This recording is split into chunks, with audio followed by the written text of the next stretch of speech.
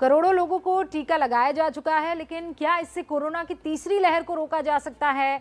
ये बड़ा सवाल है और इसका जवाब हैरान करने वाला है, क्योंकि जिस तरह से पिछले कुछ दिनों में कोरोना के मामले बढ़े हैं, उससे यही लग रहा है कि तीसरी लहर की मार पड़ने वाली है। क्योंकि टॉप 5 राज्यों के आंकड़ों को देखें तो चिंता जरूर होने लगती है। महाराष्ट्र में कोरोना के मरीज लगभग 45,000 के आसपास है, 45,716 हो चुके हैं। केरल में 9,714 लोग कोरोना पीड़ित हुए हैं। पश्चिम बंगाल में 17,000 से ज्यादा लोग कोरोना संक्रमित है। कर्नाटक में यह आंकड़ा 10,321 पर पहुंच गया है। तमिलनाडु में 9,304 लोग कोरोना पॉजिटिव हो चुके हैं। ये आंकड़े इस बात की गवाही दे रहे हैं कि अब तीसरी लहर आने वाली है, आने वाली नहीं बल्कि आ चुकी है। इसके बावजूद देश की एक बड़ी आबादी की नींद खुल नहीं रही है। ऐसे ही लोगों को जगाने के लिए मास्टर स्ट्रोक की टीम ने ये डिटेल ऑल इंडिया रिपोर्ट तैयार की है। बहुत गौर से देखिए।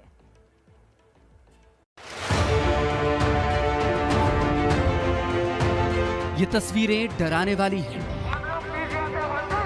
ये तस्वीरें कोरोना का विस्फोट कराने वाली हैं। ये तस्वीरें देश में एक बार फिर अफरा तफरी मचाने वाली हैं।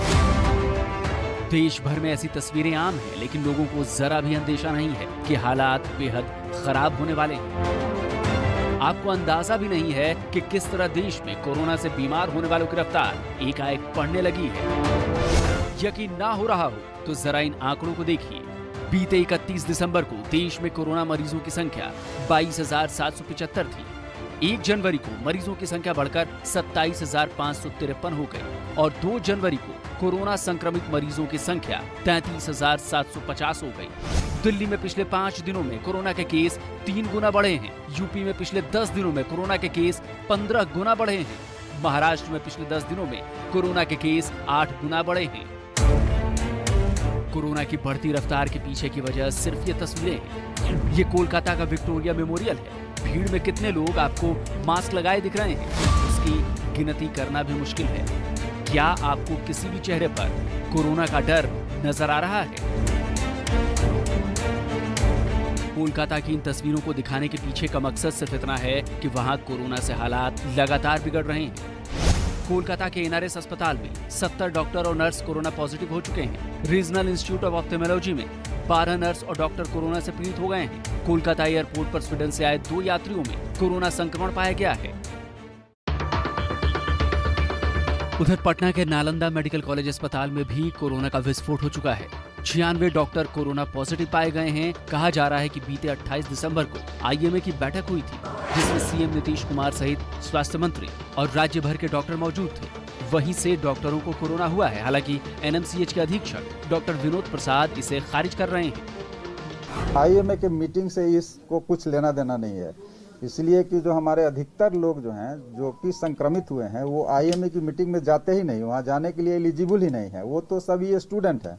तो ये जो विद्यार्थी हैं वो आईएमए की मीटिंग में नहीं गए थे। क्रीज को आईएमए की मीटिंग से कोरिलेट करना सर्वथा अनुचित है, गलत है।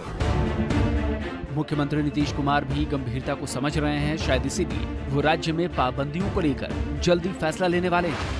तीसरा दौर शुरू हुआ है। आप जान रहे हैं कि रोज बढ़ने लगा है।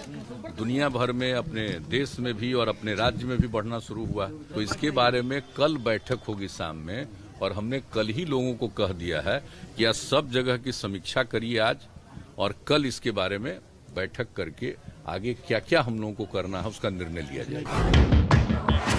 लेकिन कोरोना की बढ़ती रफ्तार सिर्फ कोलकाता या पटना में नहीं है। उत्तराखंड के नैनीताल में भी हड़कंप मचा हुआ है। सुयालबाड़ी में मौजूद जवाहर नवोदय विद्यालय में जब कोरोना का रैपिड टेस्ट कराया गया तो 82 बच्चे पॉजिटिव निकल गए।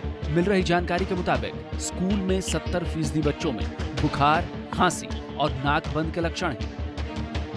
अभी 30 दिसंबर को ही स्कूल के प्रिंसिपल सहित 8 बच्चे कोरोना पॉजिटिव पाए गए थे। इसी के बाद स्कूल में रैपिड टेस्ट कराया गया था। जिस तरह से अलग अलग राज्यों में कोरोना के मामले बढ़ रहे हैं, क्या उससे ये मान लिया जाए कि तीसरी लहर ने दस्तक दे दी? क्योंकि आईआईटी कानपुर के प्रोफेसर मनिंद्र अग्रवाल का कहना है कि उनकी स्टडी के मुताबिक तीसरी लहर के पीक में हर रोज 2 लाख केस आएंगे। अधिकतम केस की संख्या 2 लाख के आसपास जा रही थी फरवरी मार्च के समय में।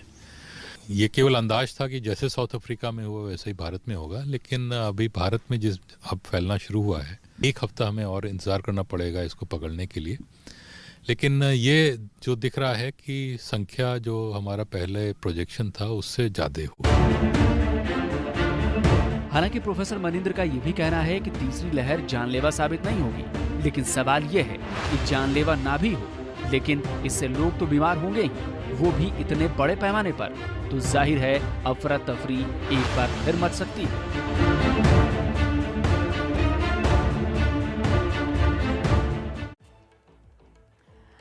और इसीलिए हम बार बार आपसे गुजारिश कर रहे हैं कि आप अपना ख्याल रखिएगा। अगर आपने अपना ख्याल नहीं रखा तो देश में ये केसेस बढ़ने ज़रूर आपको दिखेंगे बढ़ते हुए।